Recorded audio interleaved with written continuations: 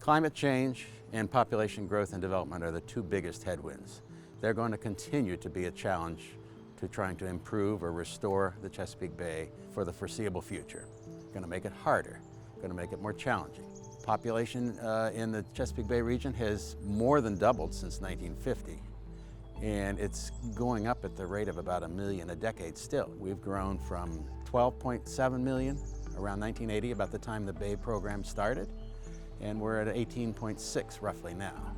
We're going to top 20 million within the next decade. That growth is slowing down, but at that continued growth rate, you have to deal with more wastewater, more development, more pavement, impervious surface, and more buildings, which impact the bay in terms of runoff. And you're going to be losing more farmland and especially forests and wetlands in the process. People got to live somewhere. We've been adding impervious surface, meaning buildings and pavement, at the rate of about 50,000 acres every 5 years. That's roughly the size of the District of Columbia. We're also losing tree canopy, tree cover, which is important in multiple ways, in terms of air quality, in terms of soaking up runoff, in terms of providing habitat, cooling the land.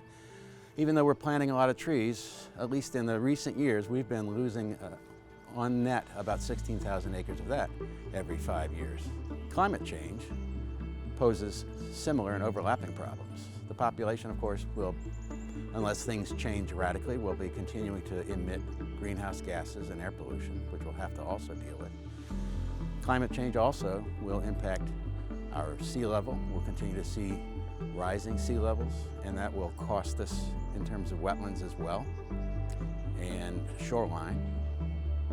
And warming water will also be harder to keep those oxygen levels up to maintain the fish population. There's been progress despite population growth and despite the already obvious evidence of climate change.